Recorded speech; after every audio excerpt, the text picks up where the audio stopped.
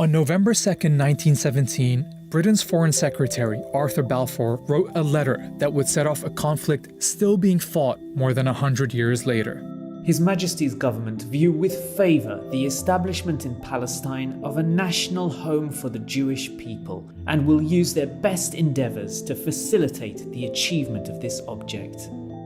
When Balfour wrote of his government's intent to create a Jewish homeland in Palestine, 90% of the people living there were not Jewish. Just 31 years later, most of them were gone. כמה אתה חושב אנשים הרגת ככה? לא ספרתי.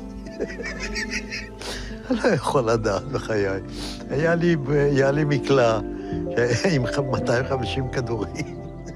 This is the story of the British promise that led to the destruction of Palestine and the creation of the State of Israel.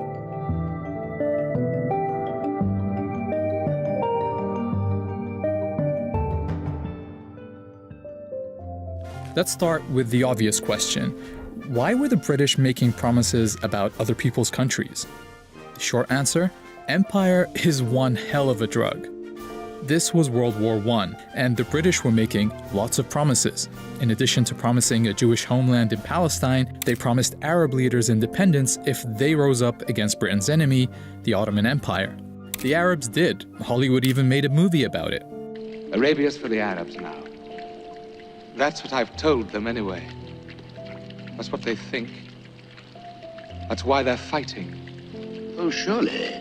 A month after Balfour's letter, British troops took Palestine, ending 400 years of Ottoman rule. The people who lived there were Arabs, mostly Muslims, but there were Christian and Jewish minorities too. There was also a tiny number of European Jews who in the late 1800s had started building small colonies there. At a time when many Jews were suffering horrific persecution in Europe, they felt Palestine could be an escape.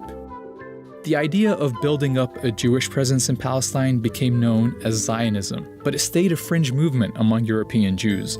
Many of them felt they shouldn't have to leave their countries to avoid persecution. But Zionism as a political movement took a big step forward with an Austrian man called Theodor Herzl. And this guy is a very important name in this story.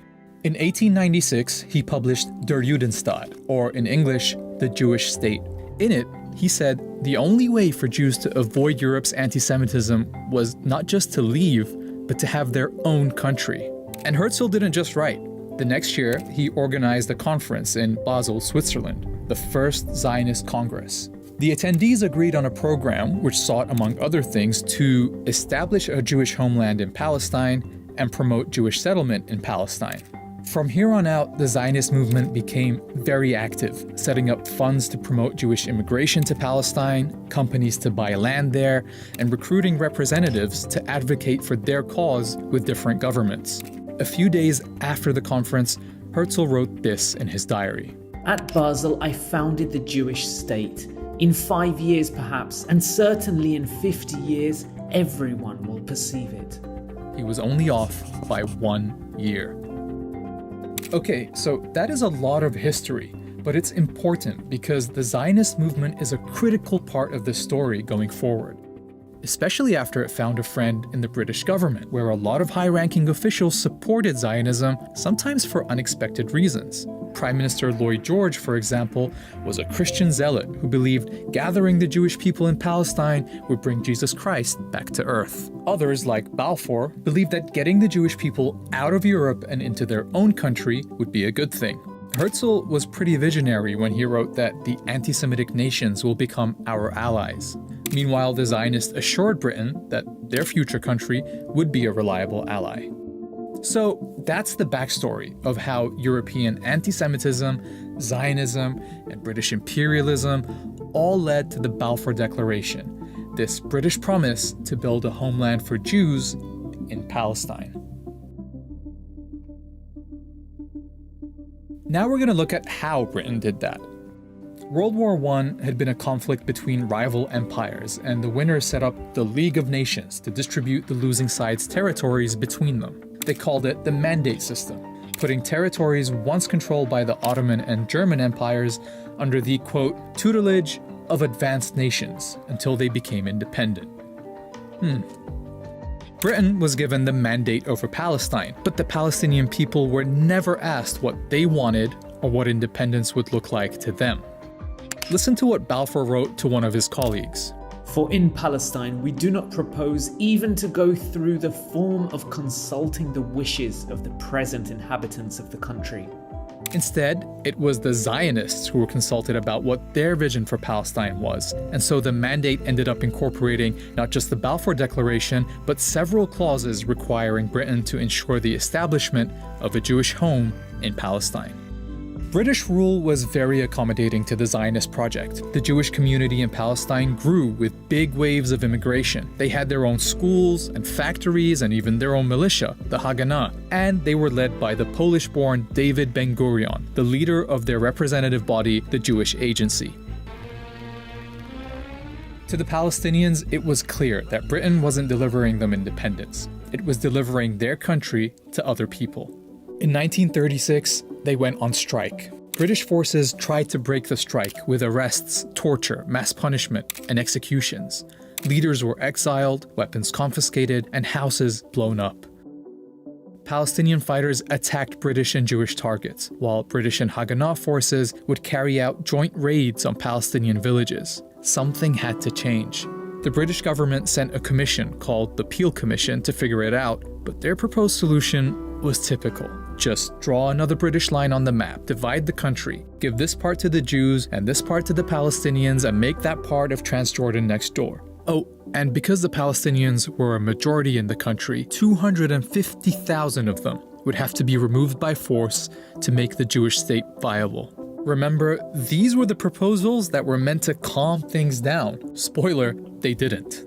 Instead, the revolt continued until 1939, by which time about 10% of Palestine's adult male population had either been killed, injured, arrested, or exiled. The British government really needed a solution. So, here comes another report. The Commission is studying the 20-year-old Jewish settlements in British-mandated Palestine. The 1939 White Paper created a conflict between the British and the Zionists for the first time, because it rejected partition and said the solution was for Palestine to gain independence within 10 years, with everyone living there sharing it together. Crucially, it also imposed severe limits on Jewish land purchases and immigration. To the Zionists, this felt like a betrayal. In response, some set off bombs across the country, killing dozens of Palestinians. But soon, everyone was distracted by something much bigger. More than 60 million people were killed in World War II, including 6 million Jews murdered in Nazi death camps. Jewish survivors fled Europe, with a large number of them trying to find safety in Palestine despite the British limit on Jewish immigration. This set off a more direct confrontation between the Zionists and the British, with Palestinians often targeted as well. The Zionists knew two things. Militarily, they were stronger than the Palestinians, and Britain was exhausted by World War II, so it wouldn't have the stomach to keep fighting in Palestine. They were right. In 1947, after 30 years of occupation, Britain announced it was quitting Palestine and asked the newly formed United Nations to clean up its mess.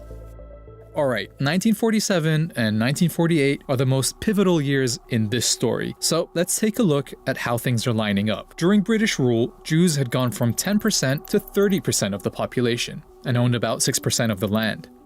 Under Ben-Gurion's leadership, the Jewish Agency was pretty much functioning as a government for the Jewish community. And the Zionist militias had tens of thousands of soldiers, modern weapons, and officers who'd already fought in World War II. On the other side, the Palestinians hadn't been allowed to develop their own administration or military. But as they waited for the UN's solution, they were still the majority all over the country. In November 1947, the UN, then only made up of a fraction of the world's countries, voted to partition Palestine. This plan marked off 55% of the country for a Jewish state, but the UN never explained how it could be a Jewish state when half the people in its territory were Palestinian. To nobody's surprise, Palestinians, and in fact all Arabs, rejected the UN's plan. Ben-Gurion and the Zionist leadership accepted, but they saw an opportunity. With the British on the way out, the Zionists knew they would have the strongest military in Palestine. Their forces were instructed to seize more territory than they'd been awarded by the UN, and to do what was necessary to reduce the number of Palestinians in it. In cities like Haifa, the militia set off car bombs in Palestinian neighborhoods. They attacked villages and forced residents out. Haganah troops have driven the Arabs out of the beleaguered city, taking many prisoners.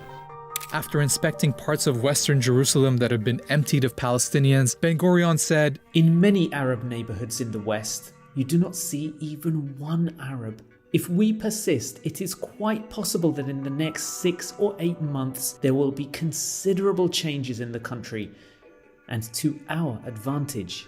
One of the events that helped speed up these changes took place on April 9th, 1948, when the village of Deir Yassin was attacked.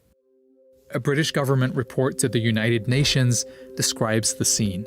250 people were killed in circumstances of great savagery. Women and children were stripped, lined up, photographed, and then slaughtered by automatic firing. The story of what happened at Deir Yassin set off panic all over the country. As news spread, people fled, fearing they would be next. Historians have recorded dozens of similar massacres during this period. Each time, they would result in entire communities fleeing. תמיד הייתה הוראה, והייתה הוראה של בן-גוריון, לגרש את האנשים משם. כבשנו את המקום, טרקטורים חרשו את המקום. חרשו. לא נשאר זכר של כפר. למה? לא רצו שתהיה, לא חזרה ולא זכר של המקום. By the time Britain ended its mandate on May 15th, 1948, 250,000 Palestinians had fled. The night before, David Ben-Gurion announced the founding of the State of Israel, with himself as its first prime minister. He was standing under a giant portrait of Herzl, 51 years after Herzl had predicted this very moment. The Zionist militias came together as the newly formed Israel Defense Forces, but the fighting wasn't over. With the British out of the way, soldiers from several Arab countries entered Palestine. But the Israeli army was better equipped, better organized, and unlike the Arab armies, had a unified command and backing from several European countries. Israeli forces pushed into places that the UN had assigned to the Palestinian state, like the towns of Lidda and Ramle. 50,000 people were forced to flee from there, many on foot, in what became known as the Lidda Death March.